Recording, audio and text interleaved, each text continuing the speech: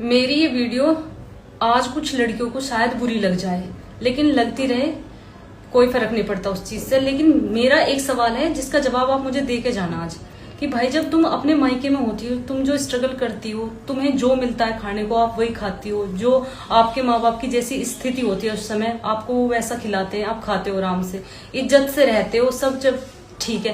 लेकिन जैसे ही तुम्हारी शादी होती है, तुम में कौन से सींग निकल आते हैं कि तुम्हें दूसरे के घर जाते ही ब्रांडेड कपड़े चाहिए, ब्रांडेड सूट चाहिए, तुम्हें एसी के बिना नींद नहीं आती, तुम्हें कूलर पंखे रास नहीं आते, फिर तुम वहां कलेश करती हो। भाई तुम दूसरे का घर बसाने गई हो या दूसरे का घर उजाड़ने गई हो, और अगर माँ बाप तुम्हारे उस चीज में फिर तुम्हारा सपोर्ट करने आ जाते हैं। भाई मैं भी एक लड़की हूँ और मैं अपने घर की बात आपको बता रही हूँ। अगर हर औरत, हर लड़की ये चीजें करनी शुरू करेगी ना, तो इस समाज में, इस दुनिया में कोई रिश्ता सक्सेसफुल नहीं होगा, कोई घर नहीं चलेगा। अगर ऐसा होता ना तो आज यहाँ मैं होती ना आप होते। क्योंकि जब मेरी मम्मी की मेरे पापा से शादी हुई थी ना, मैंने अपने घर की स्थिति देखी है। तब मेरे पापा की नौकरी भी नहीं थी और फिर भी हम पाले भी उन्होंने। मेरी मम्मी ने पापा के साथ स्ट्रगल भी करा, हमें पढ़ाया भी, लिखाया भी, कामयाब भी कर दिया।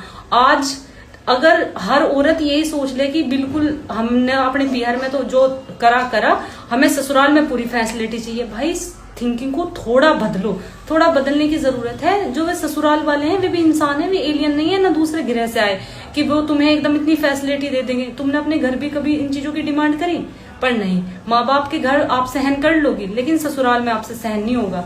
और जो ये ज्यादातर महिलाएं, मोस्टली लड़कियां कर रही है ना, इनके चक्कर में जो 2-4 बेचारी परेशान है ना, उनकी ओर नहीं सुनी जा रही है, सबको फिर एक रहा हक्का जा रहा है। तो बहनों थोड़ा सा अपने माइंड को चेंज करो, इन चीजों से काम नहीं चलेगा। ससुराल में तुम्हें कितना टाइम बिताना है, मायके में तुम ज्यादा से ज्यादा 20 साल 25 साल रह सकती हो, बाकी की जिंदगी जो है ना ससुराल से ही कटनी है, ससुराल में ही रहोगे। आप उनके साथ ऐसा रवैया करती हो, और अगर बाय चांस 2-4 बात सास बोल भी दे या ससुर बोल दे, तो फिर तुम 498 में एक को लेकर खड़े हो जाते हो, चलो जी हम तो दहेज का मुकदमा लिखवाएंगे इन पे। भैया ना हर चीज का समाधान मुकदमा है, ना हर चीज का समाधान कलेश है। मैं यही कहूंगी, क्योंकि हम इस विभाग में हैं, हम इन चीजों को देखते हैं, घर बर्बाद हो रहे हैं इन चीजों से, आपके आपसी संबंध खराब हो रहे हैं, रिश्ते खराब हो रहे हैं। जैसा आप अपना परिवार पीछे छोड़ के आई हैं, वैसा ही परिवार आपके सामने है, उन्हें भी उतने ही खुले दिल से अपनाओ जैसे तुम अपने माँ बाप के साथ रहती थी, वैसे ही सास ससुर को भी समझो, तो परिवार बहुत अच्छा चल सकता है।